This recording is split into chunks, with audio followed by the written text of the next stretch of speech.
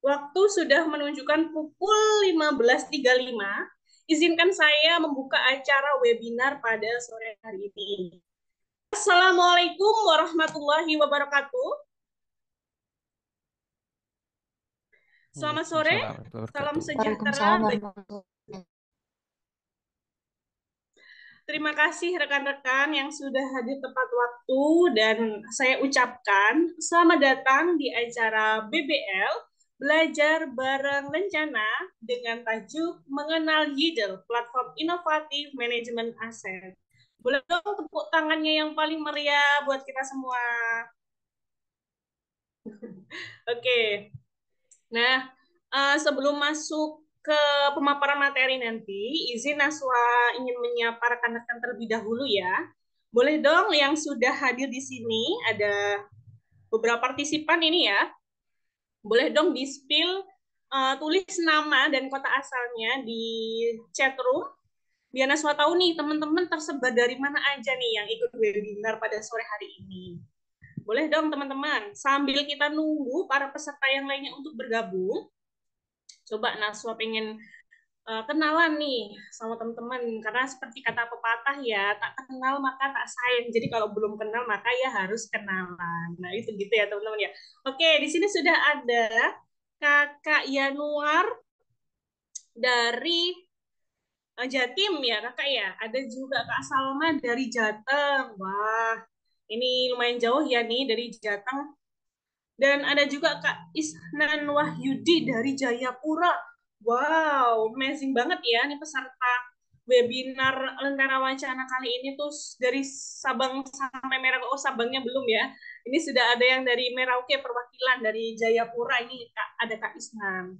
Oke, senang banget hari ini Naswa bisa memandu acara yang luar biasa ini, tentu saja dengan antusiasme teman-teman di tengah akhir pekan ya, long weekend. Tapi teman-teman di sini masih mau menyempatkan untuk belajar bersama, kita menimba ilmu bersama dan sharing gitu ya, terkait dengan insya Allah ilmu yang akan bermanfaat ya untuk kita semua, dan mudah-mudahan apa yang kita lakukan hari ini dapat menunjang skill kita dan memberikan banyak manfaat untuk karir kita ke depannya. Amin. Oke, rekan-rekan sekalian, di sini saya Naswa sebagai moderator akan memandu webinar dalam beberapa waktu ke depan. Nah, biar teman-teman ini nggak tegang-tegang banget gitu ya, boleh kita melakukan webinar ini dengan agak santai aja, boleh disiapkan cemilannya ada di samping gitu ya, biar nanti bisa mengikuti materi dengan baik gitu ya. Dan pastinya boleh banget teman-teman kalau mau on cam biar terlihat nih wajah cantik-cantik dan gantengnya gitu ya. Nah, jadi webinar ini tuh juga bisa sebagai ajang kita nanti akan bersilaturahmi, saling berkolaborasi, dan insya Allah nantinya kita juga akan dipandu oleh pembicara kita yang spesial gitu ya. Nah, sebelum sebelum Naswa masuk ke pembicara kita, Naswa ingin mengenalkan kembali nih event yang kita adakan ya, yang diadakan Lentera Wacana ini. Jadi biar teman-teman mungkin beberapa sudah banyak yang mengikuti ya Lentera Wacana. Jadi event BBL ini merupakan seri webinar gratis yang diadakan oleh Lentera Wacana guna mendukung perkembangan literasi di Indonesia.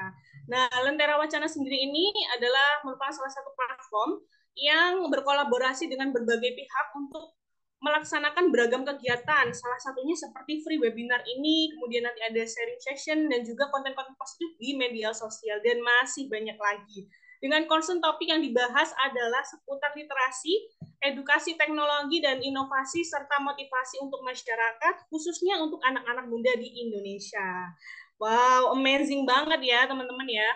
Dan tentu saja acara ini terselenggara berkat dukungan dari media partner, diantaranya ada Trisan Putih, Lekat Pekat, Sharing Team, Sinergi United, dan Developia. Oke, rekan-rekan sekalian, sepertinya nih kalau dari wajah-wajahnya nih, udah nggak sabar ya menyimak pemaparan materi pada sore hari ini ya. Nah, di BBL ke-9 kali ini kita akan belajar bersama tentang Yidel. Nah, sekarang saya tanya nih teman-teman, ada nggak teman-teman yang di sini pernah mungkin mendengar istilah tentang Yidel? Boleh dong komen di chat room yang sudah pernah atau yang mungkin ada beberapa dari teman-teman yang juga berkecimpung di dunia teknologi ini ya, yang berbasis teknologi ini ya. Nah, kali ini nih kita akan belajar tentang Yidel bersama pembicara spesial kita. Siapa? Yuk. Beliau adalah seorang data science council atau Dewan Ilmu Data di Yidel, sebuah platform aset manajemen dan kompetisi AI. Penasaran nggak seperti apa? Oke, nah sekarang sudah berada bersama kita Kak Roni, mungkin panggilnya Mas aja kali ya, Mas Roni Fahrudin. Boleh Mas Roni? Ya, Sapa teman-teman? halo teman-teman semua, selamat sore. Oke, terima kasih Mas Roni telah berkenan hadir.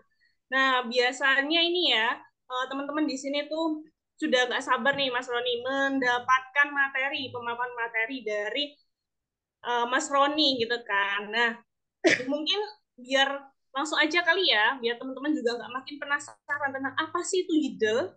Nah, mungkin langsung aja Naswa persilakan Mas Ron untuk mengenalkan diri, kemudian bisa dilanjutkan dengan pemaparan materi. Setelah itu akan dibuka juga sesi tanya jawab, tapi teman-teman nanti ketika pemaparan materi boleh dicatat terlebih dahulu ya pertanyaannya. Jadi nanti ketika Naswa buka sesi tanya jawab bisa langsung raise hand atau ditanyakan di chat room.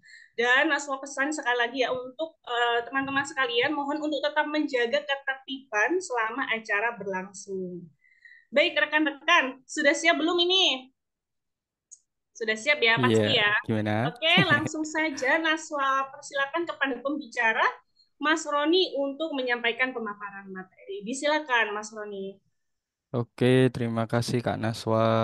Ini sudah share screen belum ya, teman-teman? Apakah sudah share screen belum nih kira-kira? Belum, Mas. Nah, ini sudah Oke, ini tampil. sudah ya. Sudah. Oke, oke teman-teman sebelum ke materi, perkenalkan dulu nama saya Roni Fahrudin.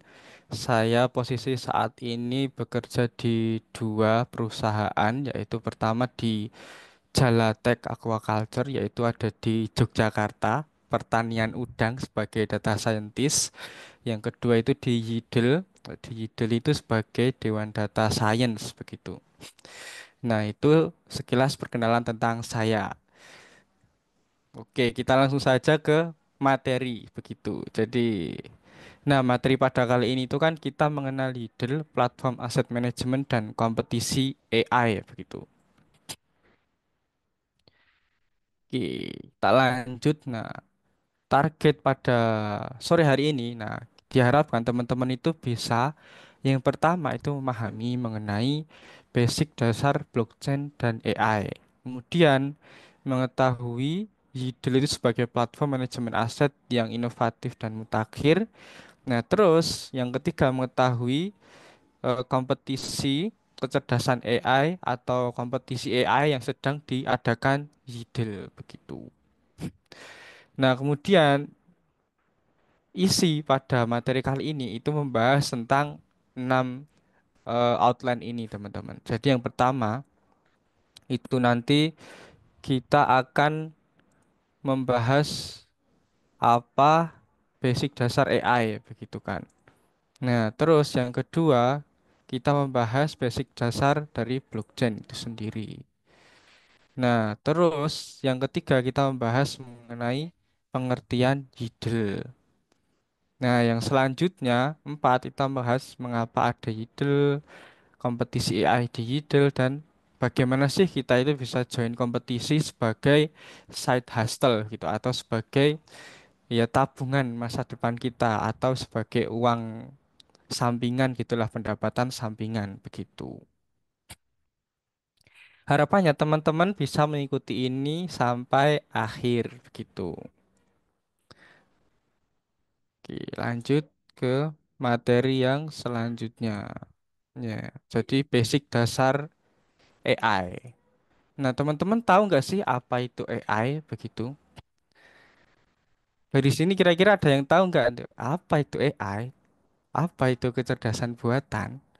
Jadi sebelum ke apa itu AI, teman-teman pernah nggak sih membuat atau menggunakan ChatGPT begitu? Nah, pasti orang-orang yang dia itu berkecimpung di dunia bisnis, teknologi, kemudian seumpama mau bikin konten, mau bikin proposal. Nah, mereka itu juga orang-orang yang kemungkinan besar menggunakan ChatGPT ini.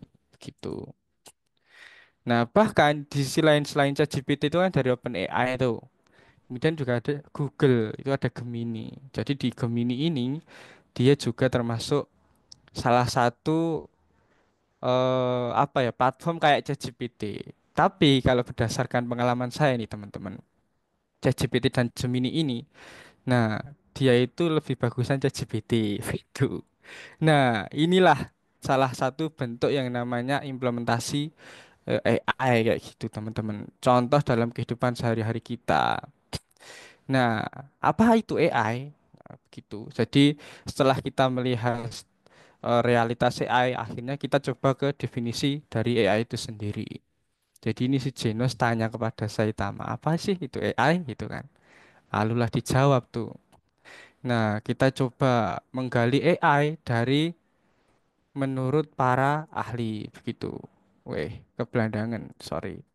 Jadi kalau menurut para ahli, AI itu apa? Nah, menurut John McCarthy, bapak AI, the father of AI, dia itu mengatakan AI itu suatu proses yang diterapkan pada teknologi untuk menirukan cara berpikir manusia dan membuat mesin dapat melakukan tugas-tugas yang bisa dilakukan oleh manusia. Nah, itu. Nah, kalau Alan Turing gitu. Nah, dia mengatakan di dalam makalahnya pada tahun 1950. Nah, itu makalahnya itu berjudul Computing Machinery and Intelligence. Nah, beliau menyatakan bahwa pertanyaan yang paling relevan tentang AI adalah bisakah mesin berpikir? Jadi Alan Turing ini dia memakai yang namanya tes Turing begitu untuk mengetes apakah mesin itu bisa berpikir begitu. Kemudian kalau menurut eh, Simon gitu kan, nah, ahli psikologi kognitif dan AI, nah dia itu mengatakan AI itu adalah instruksi dan aplikasi yang terkait dengan pemrograman komputer yang dapat melakukan tugas-tugas yang dianggap cerdas oleh manusia. Gitu. Ini menurut para ahli. Nah, jadi mengapa ada AI begitu kan? Nah, mengapa ada AI? Kalau tadi kan AI itu adalah teknologi yang mana dia itu ada di komputer, tetapi dia itu bisa kecerdasannya itu seperti kayak manusia. Terus mengapa sih kita itu butuh teknologi yang kecerdasannya itu kayak manusia seperti itu? Itu buat apa sih? Kan udah ada manusia, kenapa kok pakai AI itu? Nah, nah, akhirnya pertama AI itu bisa beroperasi tanpa henti. Jadi kalau manusia itu kan mungkin kerja 8 jam. Nah, AI itu bisa kerja 24 jam begitu kan. Jadi seumpama nih, ini kan yang ada yang namanya AI itu bisa membantu aktivitas manusia sehari-hari. Kayak kita tuh Gmap gitu. Seumpama saya dari Boyolali ke Jogja. Nah, saya mau ke pantai Indrayanti gitu kan. Nggak tahu tuh jalannya bagaimana. Akhirnya pakai yang namanya Gmaps. Nah, kalau Gmaps ini cuma jalannya itu 8 jam gitu, jam 7 sampai jam 5 sore seumpama kayak gitu. Nah, akhirnya bagaimana tuh yang dia itu pengen menggunakan jasa ini tapi di luar jam itu. Nah, akhirnya kan susah. Makanya pakai AI. Gitu. Di Mungkin bisa di-mute dulu, Mas. Nah, makasih. Nah, kemudian yang ketiga itu AI itu bisa membantu mengambil keputusan secara singkat. Jadi seumpama tuh kita itu berada kerja di dunia perkreditan gitu kan. Jadi kayak dulu saya kerja di Pegadaian gitu. Nah, itu pengen mengapprove orang yang mau pinjam dana ke Pegadaian. Nah, itu kan kalau kita sebagai manusia kan harus track record baca dulu kan. Oh, dia itu kerjaannya apa, terus saldonya itu berapa, kemungkinan bisa bayar kreditnya atau enggak. Nah, itu harus dianalisis dalam banget. Nah, kalau pakai manusia itu butuh lama buka-buka filenya, data-datanya. Nah, tapi kalau pakai AI itu hanya hitungan detik, itu langsung bisa begitu. Kemudian, AI ini juga mengurangi resiko kesalahan yang dibuat oleh manusia. Jadi dia kalau AI kita memiliki akurasi yang tinggi, nah dia bisa digunakan untuk meminimalisir kesalahan manusia begitu. Jadi seumpama tuh yang tadi itu yang kita pengen meng-ACC pengajuan pinjaman gitu kan. Nah, kalau AI itu nggak akurat begitu. Nah, itu yang jadi jeleknya. Tapi kalau AI akurat itu kan yang develop modelnya bagus bisa membantu kita untuk mengapprove itu. Dan di sisi lain juga kalaupun manusia itu, oh ternyata ada miss di ini tuh, data ini begitu kan, kurang data ini tidak di-approve itu kan. Nah akhirnya bisa meminimalisir kesalahan error manusia juga begitu. Dia membantu pekerjaan yang berulang, seumpama kayak absensi gitu kan. Jadi absensi itu kan sekarang kadang pakai face detection kayak gitu. Nah itu kan juga pekerjaan yang berulang tuh. Oh ini orangnya itu sudah absen, ada kameranya, ada fotonya, ada lokasinya di mana kayak gitu. Nah, dan verifikasi itu pakai yang namanya AI gitu. Begitu. Salah satu pemanfaatan AI. Nah, bagaimana sih AI ini bekerja begitu? Simpelnya teman-teman, AI ini bekerja itu pertama. Jadi kalau ada AI itu pasti suatu proses pasti ada yang namanya inputan begitu kan. Jadi inputan data dalam AI itu banyak banget. Kalau kita pakai ChatGPT itu kan inputannya berupa teks tuh kayak gitu. Nah, kalau kita pakai platform-platform lain gitu kan. Nah, itu bisa juga inputannya pakai gambar begitu kan. Bahkan di Gemini kita juga bisa input pakai gambar gitu, suluh menerjemahkan apa sih maksud dari gambar ini kayak gitu. ChatGPT sekarang juga sudah bisa gitu. Bisa juga input table, tolong analisis data ini gitu. Nah, setelah diinput ini nih, AI itu belajar dari data-data inputan itu.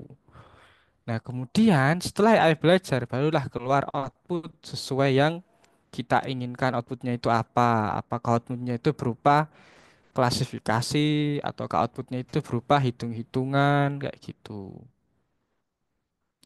Tuh. Nah, kemudian yang selanjutnya ini nih, jadi inputannya itu banyak banget berupa gambar, ada video juga bisa kayak gitu menganalisis video. Nah, lalu bagaimana sih AI itu berkembang atau sejarah dari kecerdasan buatan kayak gitu kan.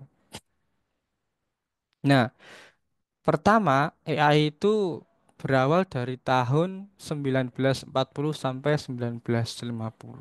Jadi ini adalah fondasi AI yang mana pada tahun 1940-an artificial neuron buatan pertama kali itu dikonseptualisasikan. Kemudian tuh pada tahun 1950-an kita diperkenalkan dengan istilah tes Turing, yaitu tes untuk menguji kira-kira mesin itu bisa belajar atau tidak, atau bisa berpikir atau tidak dengan tes Turing. Nah, jadi seumpama teman-teman tuh punya komputer, coba komputer teman-teman tuh pakai tes Turing gitu. Nah, kemudian di 1960-an itu early development. Jadi di sini itu teman-teman antara 960 sampai 70-an itu lahirlah yang namanya Eliza. Jadi itu Eliza itu kayak ChatGPT begitu. Tapi itu di tahun 1960 dan 70. Itu saya belum lahir tuh. Udah ada yang namanya kayak ChatGPT itu. Nah, Eliza ini dia itu mensimulasikan percakapan manusia, dan Drendal sistem pakar pertama yang menunjukkan potensi awal dari kecerdasan buatan. Jadi si Dendral inilah dia itu yang menjadi pakar pertama menunjukkan ini loh AI itu kita bisa bercakapan dengan AI seperti itu kayak gini begitu. Lalu di 1980-an itu AI Winter Expert System di mana tahun 80-an ini tuh pendanaan untuk AI itu berkurang. Namun ada konferensi nasional pertama tentang AI, yaitu konsep backpropagation, menghidupkan kembali jaringan saraf tiruan. Jadi di tahun ini tuh orang-orang itu merasa kayak ragu, wah beneran nggak nih AI itu bisa kayak gitu kan. Akhirnya kan pendanaannya jadi berkurang tuh. Makanya diadakan konferensi ini untuk mendobrak pengembangan AI lagi gitu. Gitu kok. Hmm. Lalu di tahun 90-an itu IBM di Bloom mengalahkan juara catur Gary Kasparov dan proyek Oh Loom iya, dimulai yang meletakkan dasar baru bagi tahu ini. generatif AI. Nah, jadi Memasukkan. pada tahun 90-an ini teman-teman, AI itu dites untuk melawan seorang juara pecatur dunia, Gary Kasparov itu. Dan akhirnya bisa juga AI ini menyesuaikan dengan strategi-strateginya dan bisa ya menakjubkan mengalahkan Gary seperti itu. Lalu di era tahun 2000-an, The Genesis of Generative AI. Jadi Geoffrey Hinton itu mendorong deep learning menjadi sorotan mengarahkan AI menuju pertumbuhan dan inovasi yang tak henti-hentinya. Jadi generatif AI itu kayak sekarang yang dibuat ChatGPT kayak gitu. Nah, itu namanya generatif AI. Kayak Gemini lah itu hasil dari generatif AI. Kemudian Rise of AI di tahun 2010. Jadi 2010, 2011 IBM Watson itu memenangkan Jeopardy menyoroti kemampuan bahasa AI. Jadi era 2010 ini menandai pencapaian besar AI termasuk kerja pionir dalam pengenalan gambar dan lahirnya GANs, Generative Artificial Network pada tahun 2014 diikuti oleh OpenAI pada tahun 2015. Jadi OpenAI yang booming tahun 2020-an dulu tuh, itu kan 2021 booming. Nah, ternyata udah didevelop dari tahun 2015 begitu. Lalu ini era sekarang tuh 2020-an begitu kan. Itu menjadi era generatif AI. Jadi di awal dekade ini kita telah melihat kemajuan signifikan signifikan banget itu dalam generatif AI, terutama dengan OpenAI, GPT-3 dan DALL-E. Nah, DALL-E ini adalah dia itu dengan teks terus kita bisa mengenerate gambar gitu. Tahun 2023 memperkenalkan alat-alat canggih seperti ChatGPT 4, 4.0, Google Bard, serta Bing AI dari Microsoft yang meningkatkan aksesibilitas dan keandalan informasi. Jadi udah kayak sekarang itu AI itu udah dimasukkan ke berbagai platform gitu. Kayak sekarang kalau teman-teman pakai yang namanya Google Colab, nah itu udah masukin AI. Pakai yang namanya apa itu Copilot gitu atau PowerPoint, kemudian juga JDocs. Nah, itu udah dimasukin AI kalau yang premium begitu. Jadi udah serba kayak ada asistennya gitu sekarang itu. Nah, terus apa sih pemanfaatan AI dalam kehidupan sehari-hari itu? Nah, AI dalam kehidupan sehari-hari itu diantaranya itu dimanfaatkan dalam healthcare atau kesehatan. Nah, dalam kesehatan ini AI itu dimanfaatkan untuk kayak mendiagnosis penyakit kayak gitu. Kemudian dalam edukasi, nah AI ini bisa membimbing kita tuh supaya bisa benar belajar sesuai terstruktur, belajarnya itu baik begitu. Jadi kalau teman-teman pengen belajar, saya pengen belajar data science gitu. Saya pengen belajar data analis atau saya pengen jadi dosen. Apa sih langkah-langkahnya? Nah, ChatGPT nanti memberikan rekomendasi langkah-langkahnya bagaimana begitu. Nah, itu bisa dalam edukasi. Kalau dalam finance diantaranya itu kayak forecasting begitu. Jadi memprediksi harga saham, memprediksi harga Bitcoin dan lain sebagainya, memprediksi harga rumah. Kemudian kalau dalam transportasi, nah itu kita bisa kayak contohnya itu Tesla tuh. Tesla itu kan memiliki kayak mengemudi secara otomatis begitu. Jadi dia kita udah sambil tiduran aja. Kalau seumpama saya dari kantor gitu kan mau ke rumah udah langsung sampai itu begitu. Nah, jadi kayak auto drive begitu. Atau juga bisa smart traffic light. Nah, jadi supaya bisa memitigasi kemacetan gitu. Jadi kalau udah macetnya itu luar biasa, lampu merahnya nanti bisa menyesuaikan lebih cepat untuk merahnya atau bagaimana begitu. Kalau dalam environment atau lingkungan, nah AI itu digunakan untuk memprediksi seperti halnya cuaca, cuaca hujan, cuaca cerah, dan lain sebagainya.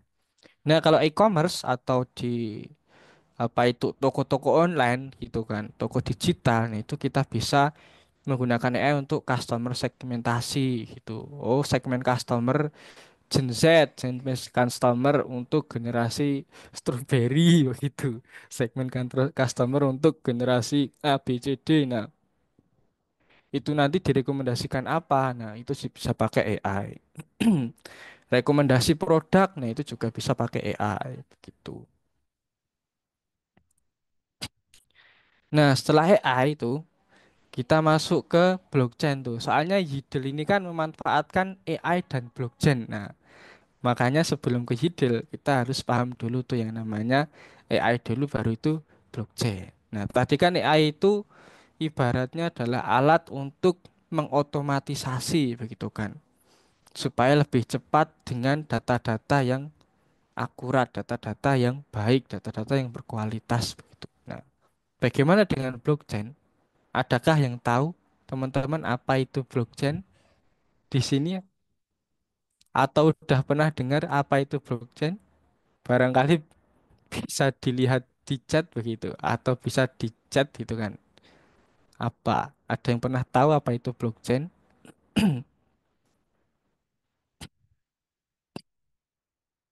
Nah, sebelum masuk ke blockchain, jadi itu ada cerita begini teman-teman.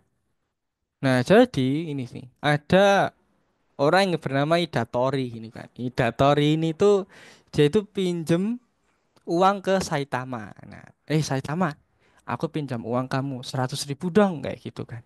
Nah, akhirnya Saitama mencatat 100.000. Terus Saitama bilang, Datori kamu juga nyatet dong 100.000 begitu. Oke, aku catat 100.000. Nah, setelah 3 bulan gitu kan, Idatori ini mengembalikan ke Saitama ini. Saitama, aku kembalikan 50.000 ya, lunas ya, begitu. Nah, terus Saitama, loh, di catatanku loh ini 100.000 gitu kan. Lah kok di catatanmu 50.000 begitu kan. Nah, akhirnya dari sini tuh ada ketidaksinkronan begitu antara pencatatan Idatori dan Saitama. Akhirnya Saitama tuh bilang ke Tanjiro dan Luffy begitu. Tadi Idatori tuh pinjam uang aku 100.000 dikembalikan 50 kok lunas begitu. Padahal udah saling mencatat itu. Tapi catatan Idatori diubah-ubah itu. Parah banget itu Idatori begitu. Nah, dari sini nih teman-teman, kita paham masalahnya adalah kalau catatan manual itu bisa diubah-ubah begitu kan. Catatan tersentralisasi bisa diubah-ubah. Dan ketika mengubah kita itu nggak tahu begitu kan. Kapan dia mengubah, terus mengubahnya itu di part bagian mana aja, ditaruh di mana yang aslinya kayak gitu kan. Nah, kita nggak tahu. Akhirnya tuh dari masalah kayak gini timbullah yang namanya itu mereka itu mencoba untuk mencari kesepakatan seperti ini. Ini kayak, nah ini semacam kayak ilustrasi blockchain lah supaya teman-teman itu paham sebelum ke definisi begitu. Jadi ilustrasi blockchain itu antara lain adalah begini. Sumpama nih. Jadi Idatori, Saitama, Tanjiro dan Luffy begitu kan. Nah, mereka itu adalah grup yang akan saling mencatat, saling memverifikasi data mereka, kalaupun ada transaksi di antara mereka begitu. Seumpama nih, jadi di Hidatori ini pinjam ke Saitama 100.000 begitu. Nah, akhirnya dari Hidatori yang pinjam 100.000 ini tuh, begitu kan. Terus dicatat tuh, dicatat oleh keempat orang ini. Hidatori mencatat, Saitama mencatat, Tanjiro mencatat, dan Luffy mencatat. Akhirnya valid semua tuh. Nah, mereka semua saling melihat catatannya. Oke, valid. Tanggal berapa? Oke, tanggal 12/11/2023 begitu. Kemudian, nah, si Luffy ini pinjam juga tuh ke Tanjiro 200.000 begitu. Nah, akhirnya si Luffy mencatat gitu kan. Tanjiro mencatat, Saitama juga mencatat dan Hidatori juga mencatat. Nah, di sini tuh sudah valid semua karena catatannya ada semua begitu. Nah, karena semua ini sudah valid dan mereka sepakat untuk tidak boleh saling mengubah-ubah karena mereka menaruh catatan yang mana itu datanya tidak bisa diubah begitu. Hmm.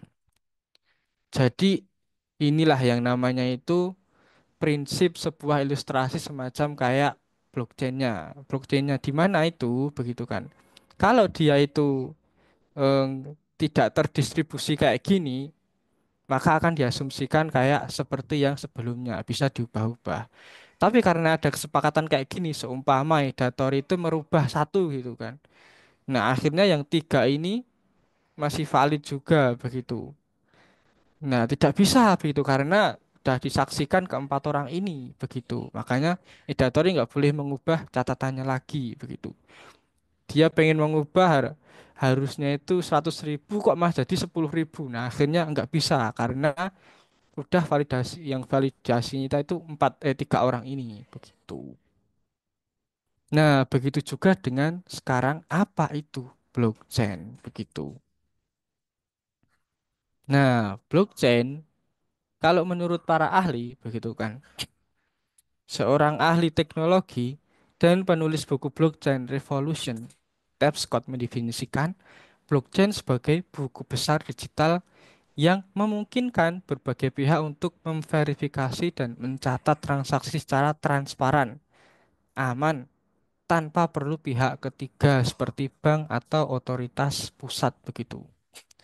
Nah, kalau menurut Satoshi Nakamoto, itu pencipta dari Bitcoin, itu mendefinisikan blockchain dalam makalah Bitcoin sebagai sebuah jaringan transaksi peer-to-peer yang memungkinkan pengguna untuk memindahkan uang secara langsung tanpa memerlukan lembaga keuangan sebagai perantara. Nah, jadi di sini kita bisa melihat blockchain itu sebagai apa? Pencatatan transaksi, begitu kan? Ini pencatatan transaksi transparan, kemudian aman, tanpa perlu pihak ketiga kayak nggak perlu bank gitu kan. Gitu. Itu juga peer to peer itu dari langsung dari satu orang ke orang yang lainnya begitu. Seumpama dari saya ke Luffy. Nah itu bisa langsung begitu. Jadi nggak usah pakai perantara begitu. Nggak usah pakai perantara bank dulu. Oh lewat bank apa begitu? Bank A, bank C, tapi langsung begitu. Nah itu dari pengertian dari blockchain menurut ahli. Kemudian kita lanjut. Menurut Andreas Antonopoulos, seorang ahli dan penulis buku Mastering Bitcoin menyatakan bahwa blockchain adalah teknologi yang memungkinkan database itu publik dan terdesentralisasi yang dapat diakses oleh siapa saja, di mana catatan transaksi diamankan oleh kriptografi dan bersifat tidak dapat diubah begitu. Nah, jadi kalau menurut Andreas, database tentang pencatatan transfer Bitcoin itu kan transaksi Bitcoin itu publik bisa diakses siapapun dimanapun kita berada begitu kan. Jadi seumpama saya transfer ke Luffy, satu Bitcoin begitu. Nah, itu bisa dilacak tuh begitu transaksi saya kayak gitu. Berbeda dengan kalau yang terpusat itu kan nggak bisa ngelacak, kita kan sebagai rakyat biasa nggak bisa ngelacak. Tapi kalau di blockchain kita sebagai rakyat biasa bisa melacak transaksinya kemana saja begitu. Nah, terdesentralisasi itu tidak terpusat. Kalau terpusat kan namanya sentralisasi gitu. Nah, kalau menurut Vitalik, Vitalik Buterin itu pendiri Ethereum, Ethereum blockchain, itu mendeskripsikan blockchain sebagai teknologi yang bukan hanya untuk mata uang digital, tetapi juga sebagai platform untuk menjalankan smart kontrak begitu. Jadi kontrak pintar kalau bahasa mudahnya, yang secara otomatis mengeksekusi kontrak tanpa campur tangan pihak ketiga. Nah, jadi bedanya ini kalau di Vitalik ini dia bisa menulis otomatisasi dengan cara menulis kode yang namanya kontrak pintar gitu. Gitu. Nah, kalau menurut Gartner, menurut laporan dari firma riset teknologi Gartner, blockchain adalah database terdistribusi di mana banyak komputer atau entitas yang berbeda memelihara salinan data secara simultan, meningkatkan keamanan, keandalan, dan ketelusuran tanpa perlu otoritas pusat begitu. Nah, jadi kalau menurut Garnet juga dia itu mengatakan ya nggak usah pakai otoritas pusat, bisa pakai blockchain begitu. Bahkan aman dan juga bisa terakses oleh semua. Nah, jadi bisa kita simpulkan blockchain adalah teknologi yang seperti buku catatan digital di mana setiap catatan itu transaksi disimpan dalam bentuk blok. Blok-blok ini saling terhubung seperti rantai sehingga disebut blockchain. Jadi antara blok-blok transaksi itu blok itu nanti itu kayak dia itu memverifikasi tiap transaksi gitu. Jadi transaksi saya transaksi ke Tanjiro begitu. Nah, akhirnya proses saya transaksi ke Tanjiro ini tuh melalui blok-blok yang mana blok ini akan memverifikasi setiap transaksi saya begitu. Kalau sudah terverifikasi semuanya tuh ke berbagai macam blok, itulah yang namanya jadi chain, makanya disebut blockchain begitu. Berbeda dengan buku catatan biasa yang dipegang oleh satu orang. Blockchain disimpan di banyak komputer. Nah, di banyak komputer itulah yang namanya terdesentralisasi. Setiap kali ada transaksi baru, semua komputer ini memeriksa dan menyetujui catatan tersebut. Setelah disetujui, transaksi itu dicatat dalam blok dan tidak bisa diubah-ubah. Nah, keunggulannya dari sistem ini aman, transparan, dan tidak memerlukan perantara seperti bank atau pihak ketiga lainnya. Jadi tidak bisa diubah-ubah. Kalau mungkin bank datanya sentralisasi, nah mungkin bisa diubah begitu. Tapi saya nggak tahu sih, gitu. Nah, mengapa blockchain? Mengapa sih kita itu butuh blockchain begitu? Nah, blockchain itu pertama dia itu desentralisasi dan mengurangi ketergantungan pada pihak ketiga. Umpama kita pihak ketiga itu terketergantungan dengan bank gitu. Kalau kita save uang di bank begitu kan, otomatis akan termakan oleh biaya menyimpan uang gitu. Kayak bapakku dulu juga menyimpan uang di salah satu bank itu di tahun 2012 itu. Nah, itu uangnya itu kependem di situ, ATM-nya udah ada. Terus di tahun ini dibuka baruan. Nah, ATM Anda nol, zero gitu. Wih, yakin padahal dulu 2012 600.000 itu banyak itu kan. Itu kalau ditaruh di emas itu udah berkembang tuh. Kalau ditaruh di bank habis begitu malah. Nah, di sisi lain blockchain ini juga keamanan dan kepercayaan, ada kriptografi. Jadi setiap transaksi itu s- di apa itu divalidasi dengan yang namanya kriptografi ini. Seperti itu. Diverifikasi oleh kriptografi. yang canggih. Dan blockchain ini juga transparan, publik bisa diakses semua orang. Jadi ketika kita transaksi seperti itu, nah itu prosesnya bisa kelihatan kemana aja begitu. Dan immutable, tidak bisa diubah-ubah. Bisa mengotomatisasi melalui smart contract gitu, atau kontrak pintar. Gitu. Dan keberlanjutan dan efisiensi di berbagai industri. Jadi blockchain ini bisa digunakan untuk ke berbagai macam industri juga, nggak hanya di finance, kayak di dunia gaming, kemudian juga dunia transfer data antar company, transfer data antar perusahaan. Nah, itu supaya aman lewat apa? Oh, bisa lewat blockchain kayak gitu. Nah, jaringan blockchain yang populer tuh. Jadi jaringan blockchain yang populer itu apa aja begitu. Jadi di sini tuh jaringan blockchain itu kan banyak banget kan, ada Bitcoin, ada Ethereum, ada Solana, Sui gitu kan dan lain sebagainya. Nah, kalau di sini menurut analisis dari CoinGecko, itu top one performan blockchain itu adalah Solana karena dia itu transaksinya sangat benar-benar cepet banget begitu. Nomor dua juga Sui dan nomor tiga BSC itu Binance Smart Chain, nomor empat itu Polygon. Nah, Yidel itu berjalan di network namanya Polygon ini begitu. Jadi kalau teman-teman ikut kompetisi gitu kan di Yidel, nanti itu teman-teman akan diberikan yang namanya dana begitu kan. Dana kalau teman-teman udah daftar gitu kan, udah dapat airdrop gitu kan. Kemudian dari tim itu udah di oke mendapatkan airdrop begitu kan. Mendapatkan beberapa token Yidel dan token Polygon gitu untuk melakukan mengikuti kompetisi begitu. Jadi kompetisinya gratis begitu. Tinggal teman-teman pengajuan aja ke tim. Nanti bisa mendapatkan ini gitu nanti. Nah ya, lebih tepatnya itu teman-teman kita mengenal Yidel dulu begitu kan.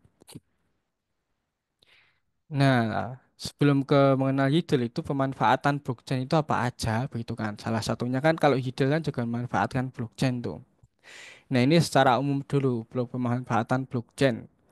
Salah satunya itu bisa hak kekayaan intelektual. Nah, blockchain ini itu bisa memverifikasi karya-karya kita tuh gitu. Jadi supaya nggak diplagiat begitu. Soalnya kan sekarang eranya era AI itu.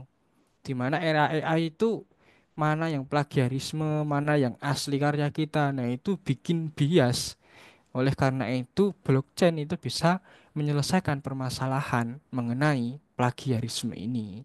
Hak kekayaan intelektual kita itu bisa terverifikasi dengan baik gitu. Nah, kalau dalam pemerintahan, pemanfaatan blockchain itu bisa digunakan untuk voting gitu. Jadi voting presiden, kemudian juga voting bupati, kayak yang sekarang itu baru booming itu mau voting pemerintah-pemerintah daerah begitu. Nah, itu kalau Indonesia mengimplementasikan blockchain untuk voting, nah itu benar-benar bisa terlacak tuh. KPU gitu bisa benar-benar dilacak. Oh, si ini dia memilih calon A, calon B, calon D, nah itu kelacak semua. Tapi kalau terpusat tuh kayak gitu, nah kita nggak tahu benernya atau enggak. Akhirnya cuma jadi bahan ocehan netizen doang gitu. Verifikasinya dipertanyakan kalau terpusat dan tidak terbuka gitu. Nah, kalau dunia finance itu kayak cryptocurrency kayak gitu. Jadi bisa transfer antar aset dengan mudah begitu.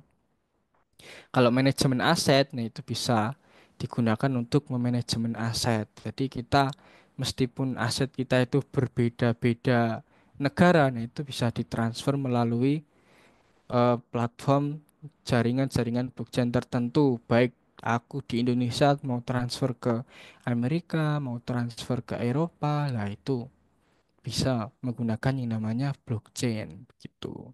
Kemudian diedukasi cara cek ijazah asli atau palsu. Nah, itu kita juga bisa menaruh yang namanya ijazah kita di blockchain begitu supaya ijazah kita itu benar keabsahannya. Nah, kemungkinan kalau di blockchain bisa dimanfaatkan seperti itu juga kalau dimanfaatkan sampai ke situ. Begitu.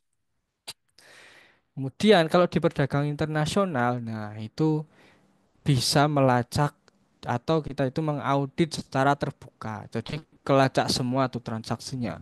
Kalau perdagangan internasional melalui blockchain gitu. Nah, kemudian kita baru tuh masuk yang namanya bagaimana sih kalau ke Yidel gitu kan. Dia itu memanfaatkan blockchainnya di mana? Terus apa itu Yidel begitu? Nah, dari sini teman-teman ada yang pernah dengar gitu apa itu Yidel gitu?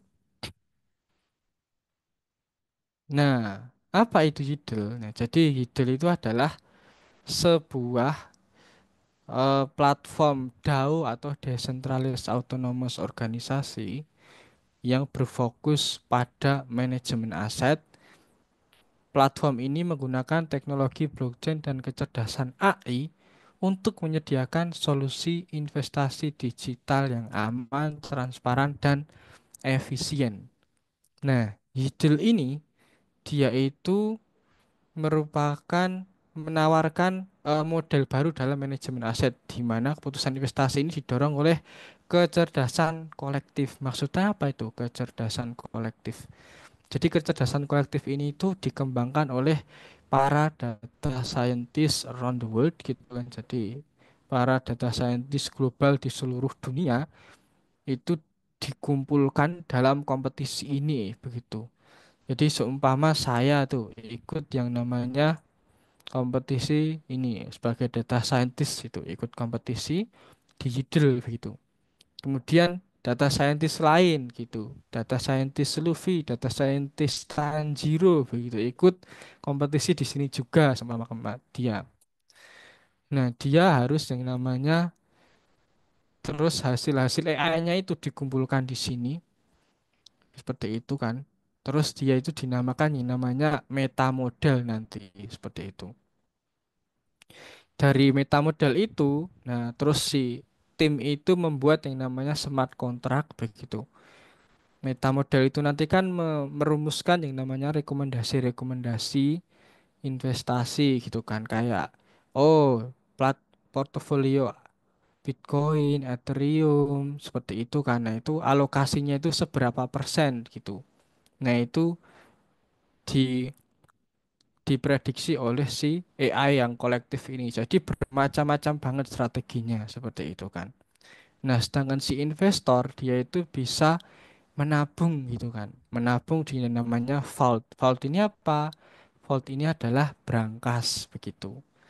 Jadi dia seorang investor, dia bisa menaruh USDC, USDC. Nah, itu kayak USDC itu, nah dia itu semacam kayak uang.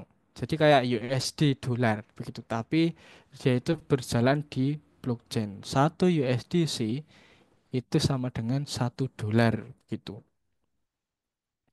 Nah, begitu. Nah, jadi mereka bisa melakukan investasi atau transfer USDC-nya di ini berangkas itu untuk mengenerate return begitu. Nah, lebih detailnya seperti apa? Nah, itu di sini begitu. Nah, jadi mekanismenya itu seperti apa gitu. Jadi kan di Yidel itu kan ada dua sumber gitu kan, itu dari investor dan juga dari prediktor atau data scientist begitu. Kalau data scientist ini itu dia itu akan membuat yang namanya AI begitu. Tapi kalau investor dia itu tujuannya adalah gimana dia itu bisa memanajemen resiko gitu. Jadi memanajemen resiko. Jadi pengen resiko yang lebih besar atau resiko kecil atau resiko sedang. Nah, itu nanti di manajemen di sini tuh. Vault ini atau di berangkas ini begitu. Nah, investor itu kan semacam kayak menyetor dana tuh, menyetor USDC, mata uang digital ke dalam berangkas dan mendapatkan token Y share gitu kan. Jadi seumpama saya begitu mentransfer ke brankas di Yidel begitu. Lalu saya akan mendapatkan yang namanya WiShare gitu di dompet saya begitu kan. Kemudian dari sini vault ini nanti, nah saya itu nanti juga bisa pilih resiko yang rendah, tinggi kayak gitu kan. Nah, jadi default ini itu udah kayak dibuat sama DevOps mereka, kombinasi antara coding, smart contract kayak gitu dan Web3 kayak gitu. Nah, kemudian si data scientist ini kan berpartisipasi tuh. Nah, data scientist atau prediktor ini gitu. Dia itu berpartisipasi. Partisipasinya membuat yang namanya AI begitu. Jadi dia akan upload yang namanya hasil prediksinya ke platform kompetisi Yidel. Jadi mengupload kemudian juga menaruhkan judulnya begitu. Jadi kalau dia mempertaruhkan judulnya itu prediksinya bagus, maka dia akan mendapatkan reward begitu. Dalam jumlah sesuai dengan yang diprediksi itu mendapatkan pengembalian untung berapa kayak gitu. Itu sebagai data scientist. Kalau dari investor, nah dia itu memilih yang namanya jasa apakah investasinya itu rendah, tinggi atau sedang kayak gitu. Nah, di situ. Nah, prediksi ini digunakan data scientist digabungkan menggunakan algoritma untuk menentukan bagaimana dana vault akan diinvestasikan. Simpelnya gitu. Nah, makanya di vault ini tuh ada yang namanya perdagangan otomatis begitu. Dan seorang data scientist itu akan mendapatkan reward apabila prediksinya bagus. Dan seorang yang ini vault ini akan mendapatkan reward apabila dia memilih AI yang bagus begitu. Dan portofolio ini terus diupdate setiap mingguan. Makanya kan di Yidel itu ada kompetisi setiap Senin. Nah, itu untuk mengupdate seluruh AI-nya supaya dia itu kompatibel dengan data yang sekarang. Gitu. Ini mekanismenya. Nah, kemudian di Yidel itu kan ada yang namanya Yidel Vault tadi kan berangkas Yidel tadi gitu. Nah, tadi itu kayak gini tuh kalau dalam platformnya begitu. Jadi di berangkas Yidel itu ada yang namanya berangkas up gitu kan. Ada yang namanya berangkas down begitu, ada yang namanya berangkas netral begitu. Nah, di sini dia itu memiliki yang namanya resiko masing-masing begitu. Seumpama kayak up ini tuh. Jadi resikonya itu 3/5. Middle itu atau sedang begitu kan. Sedangkan down resikonya itu 5/5. Jadi resikonya itu high risk begitu kalau di down ini. Sedangkan di netral resikonya itu 1/5, kecil resikonya. Nah, jadi seorang investor nanti itu bisa milih itu kira-kira mau menaruh di resiko yang mana begitu kan. Apakah di netral, down, up atau di kecil atau di yang sedang nah, seperti itu. Nah, begitu. Jadi low risk, low return. Jadi kalau teman-teman pengennya itu low risk begitu, jadi low return. Kalaupun pengen yang high risk, ya high return. Nah, itu benar-benar bahaya begitu. Kalaupun middle risk itu middle return, jadi tengah-tengah kayak gitu. Nah, itu investor bisa milih yang mana aja kayak gitu. Lalu selanjutnya, mengapa sih ada yang namanya yieldel begitu? Nah, di sini teman-teman, mengapa yieldel itu ada? Karena pertama, jadi ada yang namanya masalah tentang principal agent problem. Apa sih itu principal agent problem? Jadi principal agent problem itu kayak simpelnya adalah konflik gitu kan. Konflik antara pemilik aset dan yang diamanahi untuk mengelola aset begitu. Jadi seumpama tuh saya begitu kan sebagai pemilik aset gitu kan. Menyerahkan aset saya ke manajer aset A gitu. Nah, kadang itu manajer aset A ini dia itu menggunakan aset saya itu ditaruhkan di tempat-tempat yang high risk, high return gitu. Nah, akhirnya kalau high risk, high return ini nih bisa jadi, loh, kok kamu kok ditaruh high risk, high return gitu kan? Saya itu pengennya yang low aja, yang penting dapat return gitu kan. Dikit nggak apa-apa, 1%, 2% begitu. Nah, karena dia itu ditaruh di high risk, high return itu tuh, akhirnya bisa habis tuh dananya. Jadi konflik. Nah, itulah yang namanya konflik prinsipal agent. Di sisi lain juga kadang juga ada konflik antara kayak CEO dan juga para pemegang saham. Nah, itu konflik principal agent problem juga. Seumpama CEO-nya itu membuat sesuatu yang mana kebijakan-kebijakannya itu bisa menguntungkan perusahaan, tetapi bisa memperburuk investor gitu kan, bisa merugikan investor. Nah, itu benar-benar kayak gitu harus diselesaikan juga kepada orang-orang yang ahli dalam gimana cara mengkomunikasikan dan membuat strateginya itu kayak gitu.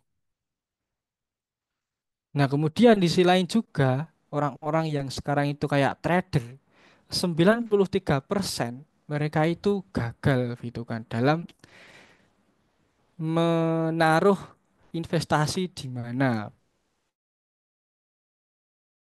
gitu.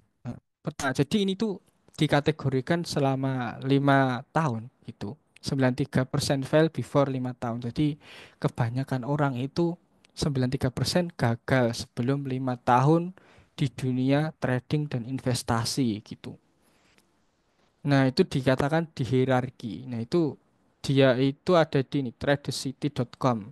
24 statistik mengapa sih banyak trader mengalami kehilangan uang di pasar dagang gitu.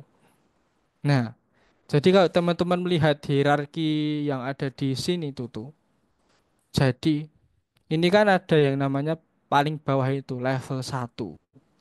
Jadi level 1 trader itu memiliki pemikiran. Pemikiran apa? Bahwasanya mereka masih pemula. Wah, aku ingin cepat kaya gitu kan. Dengan trading aku pengen cepat kaya gitu kan.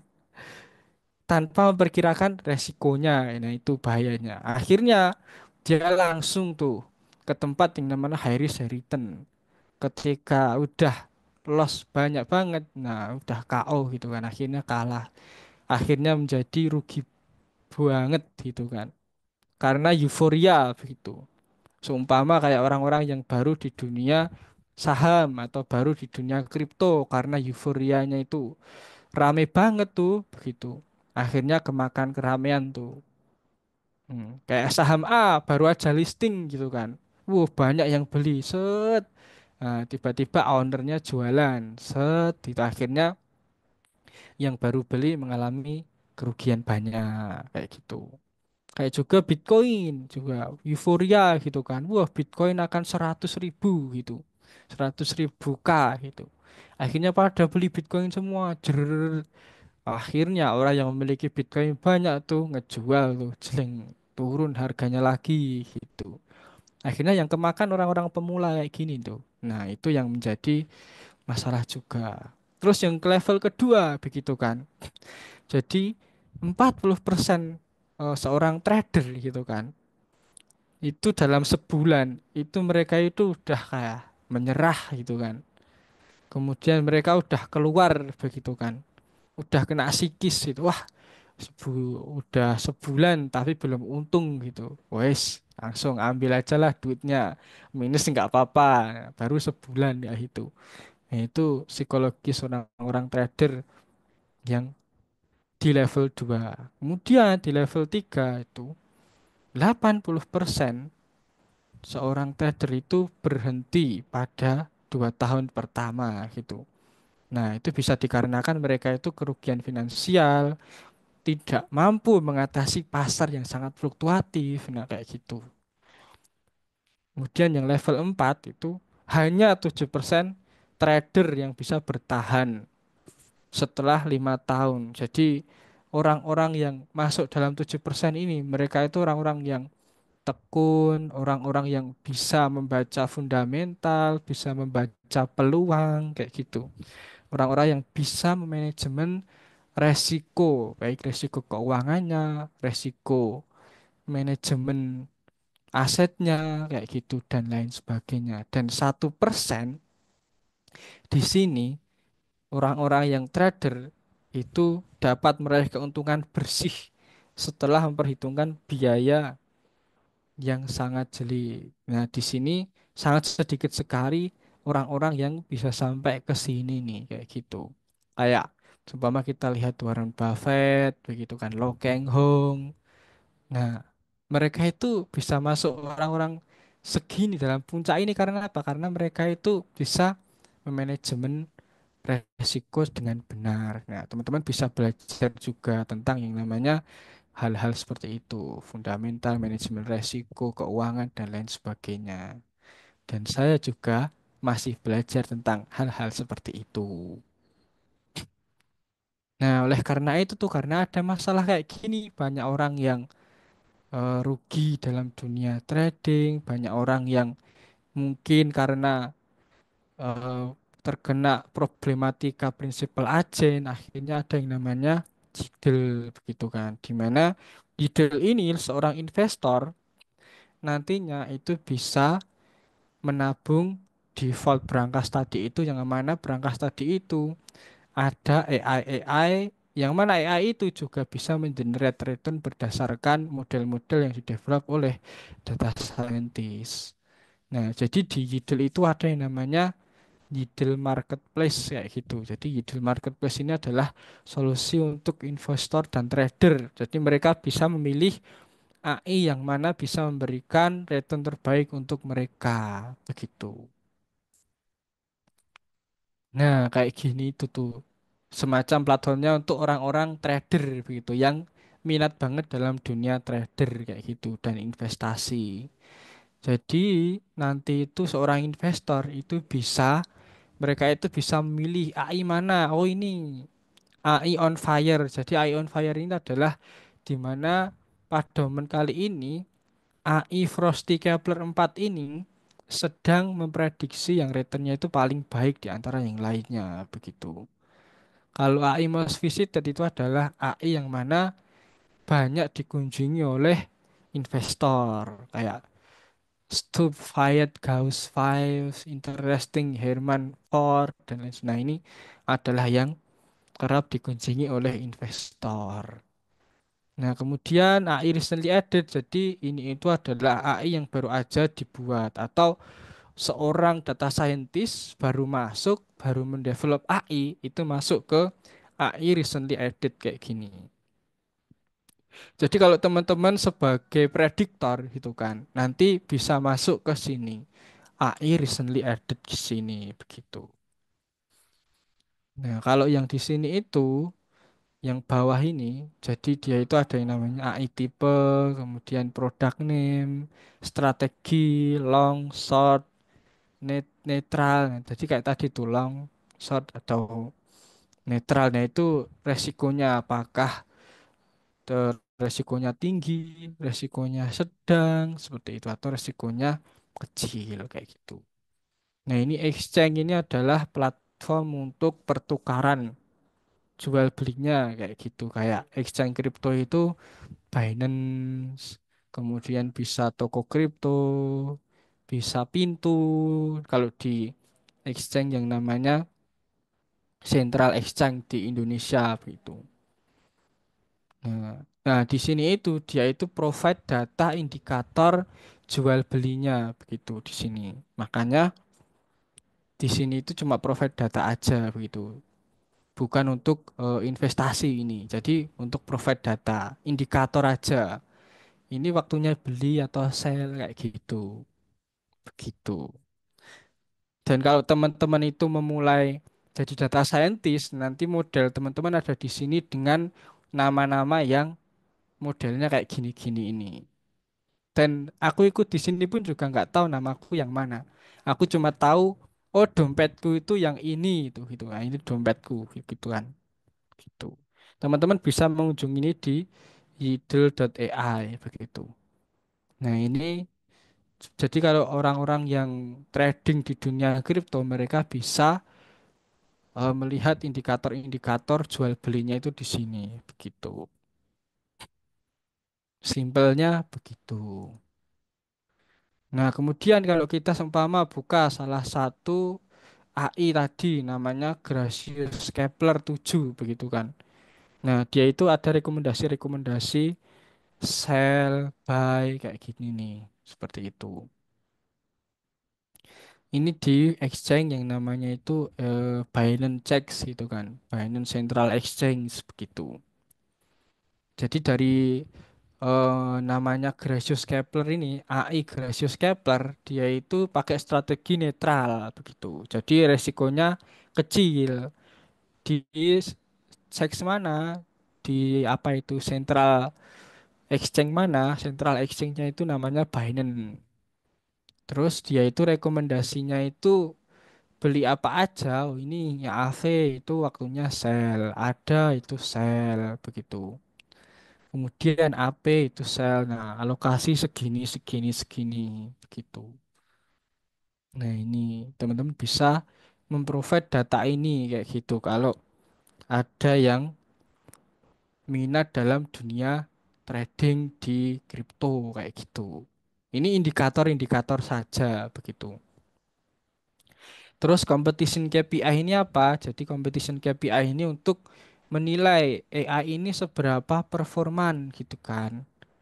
AI Stack ini apa? Ini adalah kayak kompetisi ke berapa sih? Oh, kompetisi ke 69 begitu. Kalau Stacked Yodel itu maksudnya apa?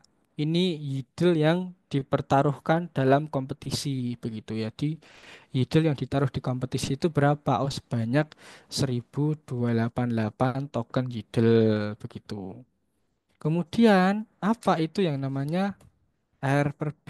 Nah, itu adalah risk reward ratio begitu. Seberapa sih risk reward rasionya? Oh, ternyata risk reward rasionya itu 1,76, masih plus itu. Oh, bagus begitu. Kemudian performance reportnya selama 24 jam itu pengembaliannya berapa? Oh, 0,4 itu. Oh, bagus itu. Ya, memang sih return netral karena 0,4 itu kan. Dari 20 selama sehari pun returnnya cuma 0,4%. Kemudian Sharp-nya berapa? Sharp. Nah, Sharp itu apa? Gitu kan. Dia itu adalah indikator seberapa besar sih keuntungan yang dihasilkan oleh investasi di atas tingkat pengembalian bebas resiko begitu. Jadi kalau Sharp ini kan diukur berdasarkan kalau dia itu lebih dari satu, maka dikatakan semakin tinggi Sharp ratio itu semakin baik. Nah, kalau Sharp ratio-nya itu bisa kurang dari satu, maka resiko itu lebih besar daripada return begitu. Dan itu sangat tidak baik kalau Sharp-nya itu udah kurang dari satu atau mungkin minus satu, minus 0,5, nah itu udah nggak baik begitu. Kalau returnnya itu sama dengan satu, berarti return itu setara dengan resiko. Nah, jadi Sharp itu indikatornya itunya kayak gitu.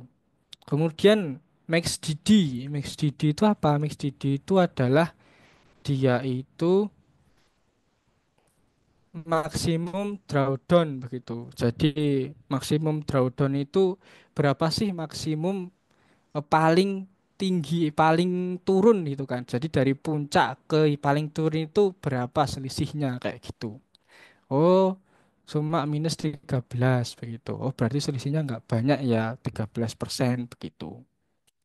Begitu sih teman-teman. Cara membaca indikator KPI-nya tiap model ini begitu. Jadi kalau teman-teman ikut kompetisi AI, teman-teman bisa melihat tuh kira-kira model saya itu KPI-nya gimana gitu. Oh kalau jelek, kita harus improve model lagi kayak gitu. Improve AI kita gitu. Nah baru ke AI kompetisi ini. Jadi gimana sih kita itu ikut AI kompetisi itu? AI kompetisi itu apa?